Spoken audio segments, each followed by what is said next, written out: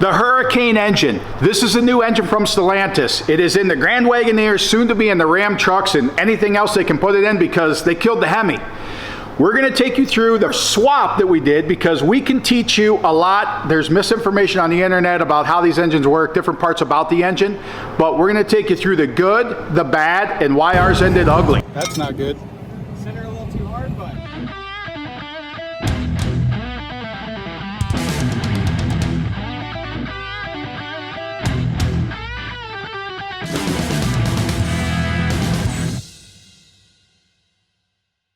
We are here with Jacob, picking up his Holden Ute that he just won by grabbing some merch off the merch site.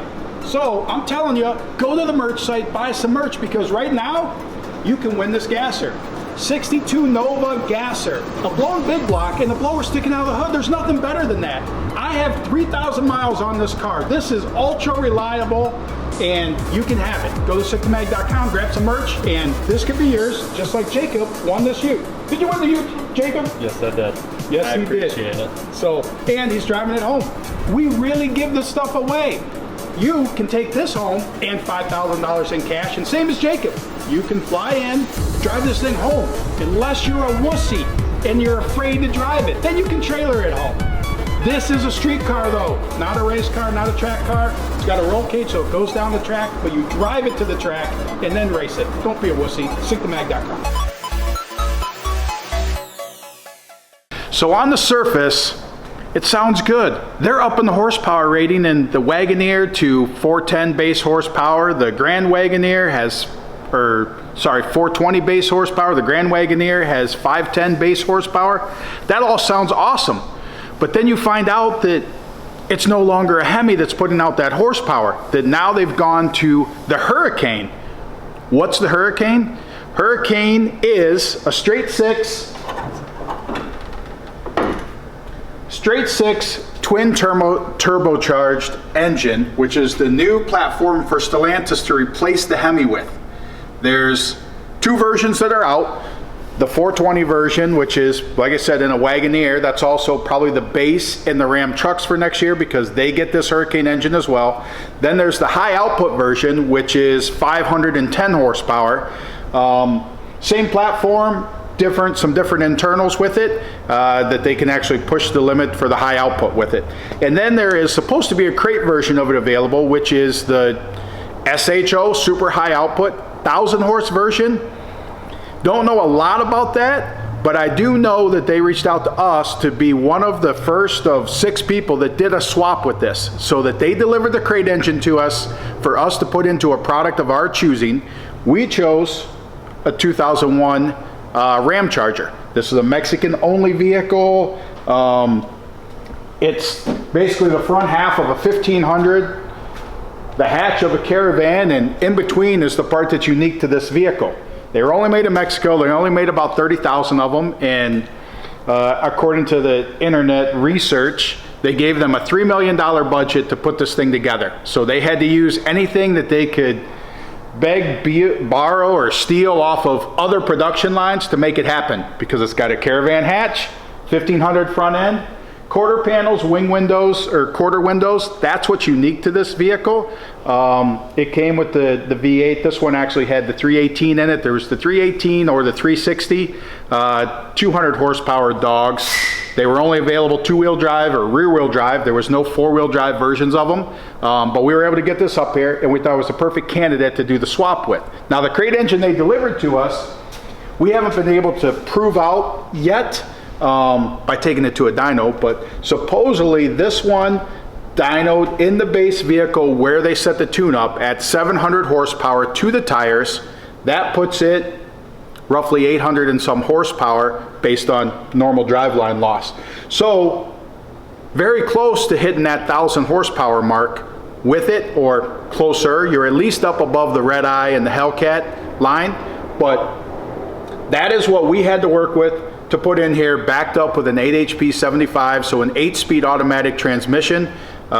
We did, actually the rear end in this, we did out of a Rubicon?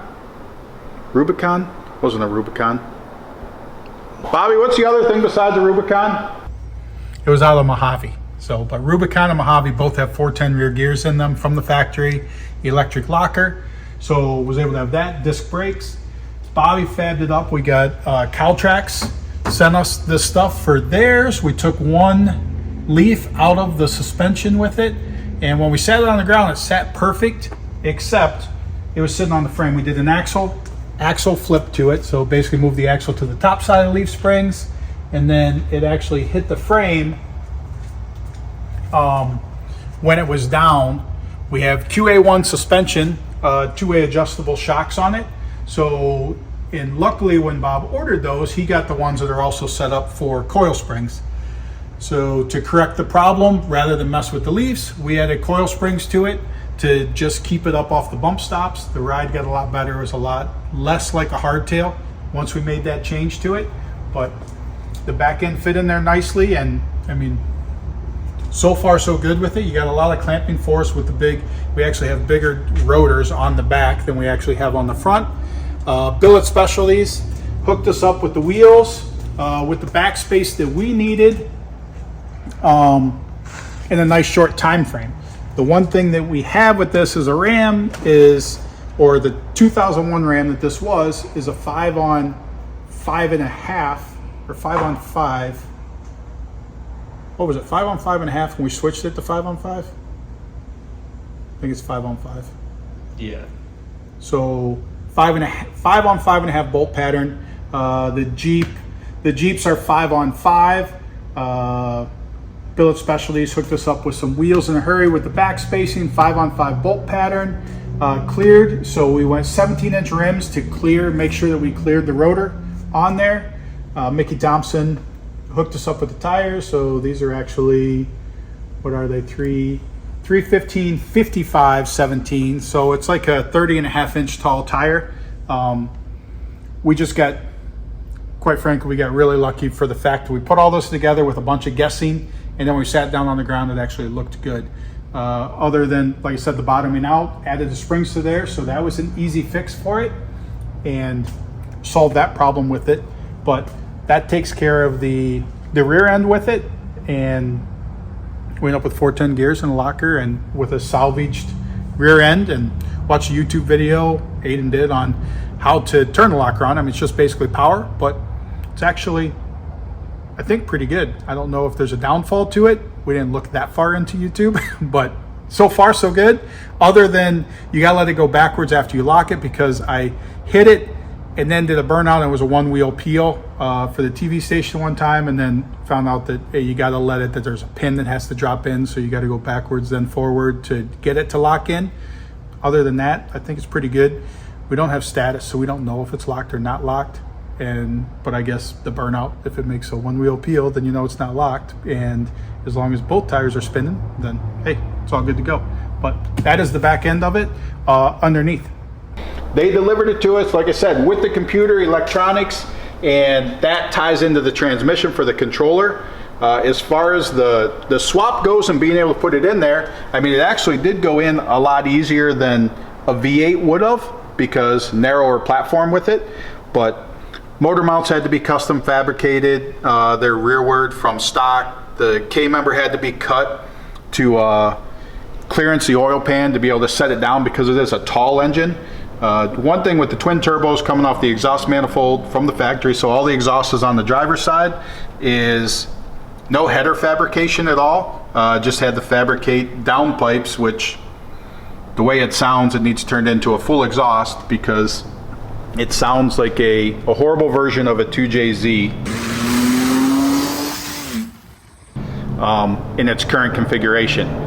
But as far as power level, it's got great power. The part that we had the issue with was it didn't have a low end with it because of the turbo spooling up, and think that that's some parts, bugs that just have to be worked out, that could possibly, with a converter change, could be done to go to a higher stall with it, because you can only foot brake it, or we've only been able to foot brake it to 1700 RPM roughly before it starts to want to push forward.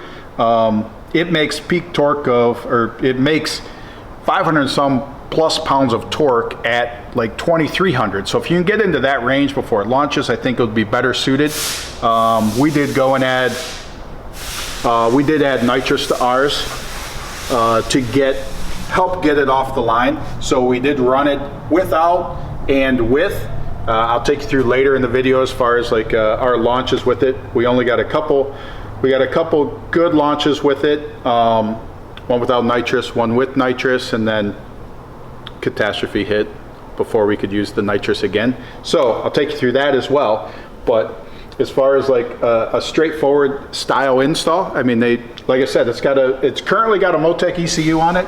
I don't know if that will be the final revision of it. I do know that it's all Bosch controlled. So with that, Bosch owns Motec, so hence the Motec, but I don't know final configuration what that'll be. Like, I mean, this is literally one of the first 6 crate engines that they produced, or that they put out there, and basically this is the engine itself stolen off the assembly line, so there's nothing special about this different than, I would say, the high output version. So this is basically the 510 horse version, but with the tune and the lack of restriction in the exhaust, I think is what allows that 800 horse tune-up that's in it, roughly. Once again, we have not confirmed that on dyno. I can tell you though that it makes peak 30 pounds of boost. It pulls hard once it gets into the boost range. It just has that low end. So I mean, from is roll racing from 30 to 130, I mean, thing will fly. But like from the 0 to 30, that's the part that we added the nitrous to try and combat that, to get it off the line. And I know that like with spooling, based on just running data logs with it, it was spooling without the nitrous. It took about 2.3 seconds to get up to 30 pounds of boost off the line, and with the nitrous 1.1 seconds. So we picked up a significant amount of time with the nitrous on the launch. We're going to make some changes to that based on the tune-up, but it is currently this configuration we have is a locked ECU, so we're not allowed to do any changes, programming, or anything in the ECU. So basically we put a nitrous button on the steering wheel, and I went full throttle and then hit the nitrous button. So kind of old school way. There's nothing so we're hoping to get some tie-ins to be able to know that TPS is wide open and whatever, some other safety precautions with the nitrous on it. Trying to think what else was any big challenges with it. I know that like it looks complicated because there's a lot going on there with different vacuum lines and crap like that, but I mean, aside from a couple steam vents that were here that we just had to plumb into the cooling system, there was it is a water to air intercooler, so we did do an air to water condenser, but we also did add an ice tank to it just because of the drag racing. We're like, if we can ice it down and get the intake charge as cold as we possibly can, then that's just going to help us horsepower wise, and it just cycles through the normal system. So I mean, kind of like a factory car with a continuous run pump, except we also added the ability that we can get it super cold, which if you know Red Eyes and stuff, they have the chiller mode, which actually uses the air conditioner to cool it. So we have an ice tank instead of the air conditioner to get it super cold. So you got that part going on with it. We did do a B-Cool radiator with a Delta Peg fan, and we plumbed basically everything into here. So you got the water in and out. We also plumbed our trans cooler into this radiator. And also the bottom part of it. So here's our trans cooler, and then the bottom part of it is actually our intercooler. So is that bottom section there, which basically allowed us to use one item that accomplished all of that. Power steering. One thing, when we dropped the engine in, the air conditioner compressor would normally be here on a factory. They had electric power steering as in the Grand Wagoneers and almost anything new. So there was no power steering pump provision. We couldn't use the air conditioner spot because of the rack in the way unless we went through fabricating and changing a bunch of stuff there. So we actually went to a Volvo electric power steering pump.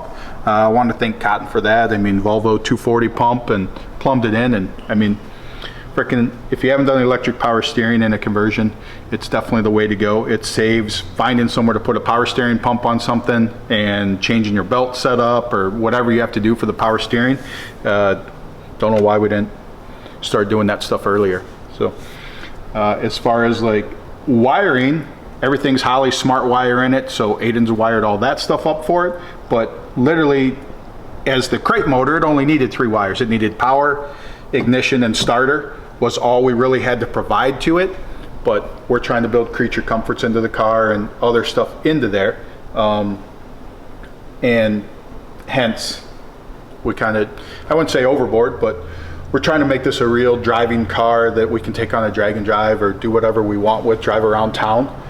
Fuel system wise, I guess that's the other thing when you talk about Motec, is this is a direct injection engine. So therefore it's kind of like I guess, closest to a diesel engine because it's got a high pressure pump built into the engine. This has a 5,000 PSI on the fuel rail. And so it has an onboard pump that takes care of that and supplying the fuel rail. You just need to supply the fuel to the fuel rail. And based on math calculations, we're running 90 PSI base and a 3.5 gallon per minute aeromotive pump that Ed and Bob fabricated into the tank so that keeps that supplied. Through the regulator, returns back, and then we just plumb into there and take care of that part of it. It's drive-by wires, so the gas pedal's electric, or yeah, electric gas pedal, I don't know, plug and play. So drive-by wire there. Shifter is a drive-by wire. It's not a static shifter on the 8 HP 75. One thing with the transmission is that with it being an 8-speed electronically controlled transmission, is it's tied into the computer. It's getting stuff from the ECU that's transferring to the TCU to determine torque and all that math. The one issue we had with it when we first got it running was that the engine would overpower the transmission, which put the transmission into limp mode. So basically it just, yeah, it went down to an idle. It would not let you accelerate with it. When you started to accelerate, it would just boom, go into limp mode with it. We were able to correct that. They were going to do a flash for it. We actually just HB tunered into it and was able to make the changes to it. The Mad German helped us with some of that programming on the transmission to get that stuff straight. But once we corrected that, no issues with it. So knock on wood, pretty good as far as like everything with the swap and getting everything up and running. We kind of down to the wire as far as having it ready to go an event. We got it running and driving on Sunday. Then we found out about the transmission issues. Well, we needed to get that stuff sorted out. So then we had to order in a connector to be able to connect to the transmission to make the changes that we needed to. And hey, next thing you know, it was the end of the week. We needed to run on Friday. So we did get the 3 runs. Well, we got multiple Mexican hits with it to try and sort some stuff out. But then we got the 3 runs with it at the track or on the straightaway at M1 for Roadkill Nights. Actually during PowerFest is when, yeah, we didn't make it to Roadkill Nights. But PowerFest, we were able to find out the weak link with it. And I guess I'll take you through that stuff with our 3 hits with it and what we learned from each one, and nitrous versus not nitrous, and kind of take you through how we ended up with this. So that was the end of our testing with it, but I'll take you through how we got to this right after this. So with Roadkill moving off of Woodward Avenue and moving over to the straightaway at M1 Concourse in Pontiac, we went up for this first hit. Was literally they're just working on getting the track set, and we wanted to just try and launch it because we just got the transmission program, so it didn't go in limp mode. We wanted to confirm that, and basically, I mean, this was our first launch minus some stuff we did on the street, trying to sort things out in a controlled environment. But as you'll see on this first one is, I mean, it was starting to roll through the brakes, was trying to find where it would go on the, how much RPM it would hold back. And you can see from there, this is just a launch. You can see it comes up on boost and starts moving once it makes the boost. So that's his first hit. Check it out.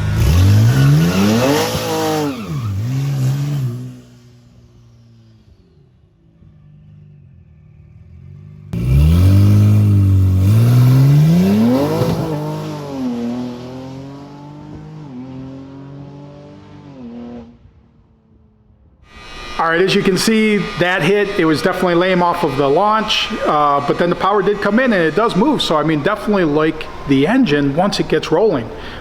So we said, well, we don't have any time. We only had very limited time. This is Friday. They're trying to set up the track. We're kind of butting into everything so that we can do it. And so on the second try at it, it's like, well, I mean, we definitely need the nitrous because the thing is literally a dog taking off. And as I said, we got a nitrous button on the steering wheel. That's it. We have no control over the computer. So object there is I'm going to foot brake it as long as I can, or object here that you'll see is I'm going to foot brake it as long as I can, or as hard as I can. And then as soon as it starts to go, I'll go full throttle and then I'll hit the nitrous button to see how it performs. And it definitely performed a lot better, as you can see in this hit. I mean, it definitely works on some tire spin early, and yeah, well, check it out for yourself and your thoughts.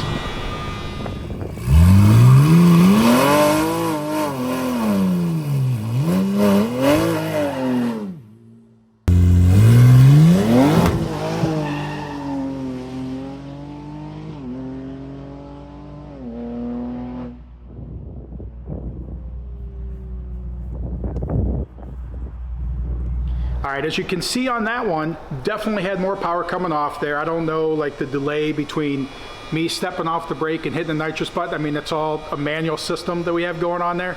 But it did build boost on the first run. It took, from when I went to wide open throttle to get to full boost, 30 pounds of boost, took 2.3 seconds. And on this nitrous run that you just saw, it was 1.1 second from when I went full throttle. And so I went full throttle, then hit the nitrous button. So what was my delay there? If they could have been simultaneous, then maybe it would have been faster than 1.1 second. But definitely a big improvement there. Tire spin, and I mean, definitely we're excited about the next run with it based on just that one little nitrous hit with it, and to get back up there and do it again. So watch this one, and then I'll cover how that one turned out.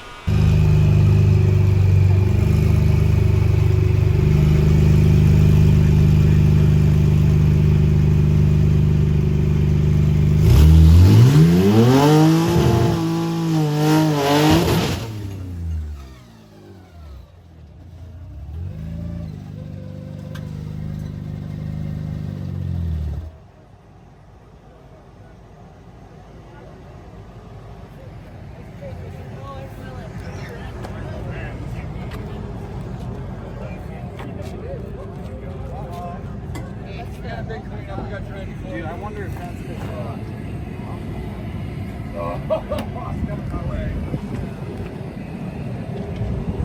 Whoops. The hell? Have a look. Did you spray it? No. I got the red for going back. You guys can get over. That's not good. Center a little too hard, but Route row. come on, guys, let's get this thing out here. We're gonna. You can't. The problem is, I don't know how we. Can we move it? Give me back it up. Give me a bag of that. Well, as you can see, as you saw in the video, that one did not turn out well. So do not know for sure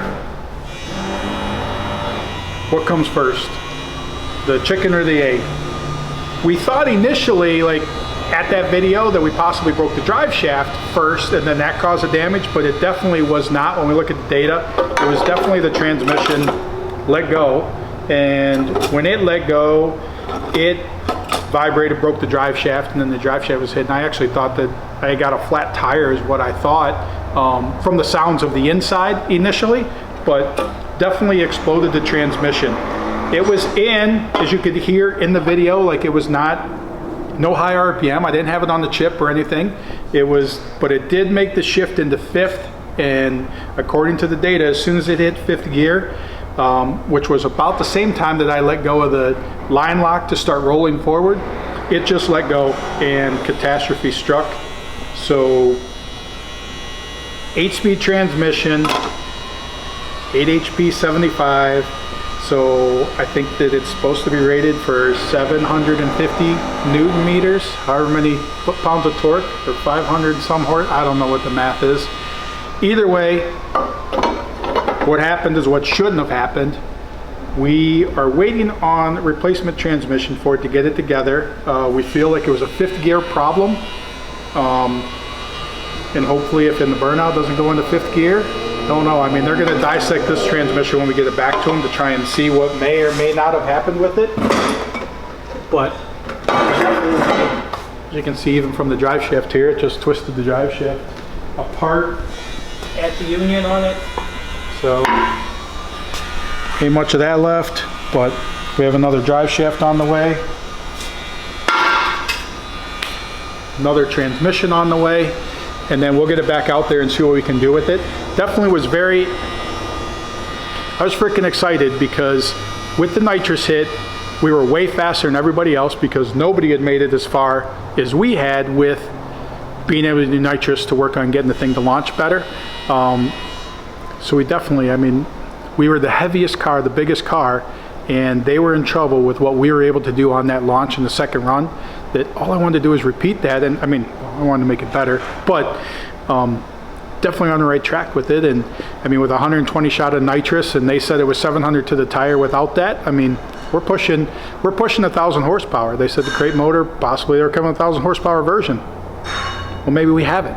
Maybe we already have the 1,000 horsepower version and don't even realize it. But we're gonna get back together, get it back out there, see what we can do with it, and try and push the limits with it. But that takes you through our transplant into something. And hey, would you take that over a Hemi? Give us your comments. I already know what your comments probably are, but I don't know. Would you take it over an NA Hemi? Because, ooh, that'd be questionable. We will put a full exhaust on it like you heard it. Like, I mean, definitely don't like the sound of it with a straight pipe. A V8 would definitely sound way better. But performance-wise, I'm not gonna lie. I mean, it is actually pretty cool considering that thing had 200 and some horsepower to begin with. And now if it's got close to 1,000 horsepower with the nitrous shot, I mean, hey, might be something to reckon with. 4,500 pounds, we didn't even tell you that, but we did scale it, 4,500 pounds. So we'll get you more on the Ramcharger when we get back together. And we were actually hoping to make this video with it together that we could actually do more with you, but we just have to show you old content of when we ran it. So thanks for watching, guys.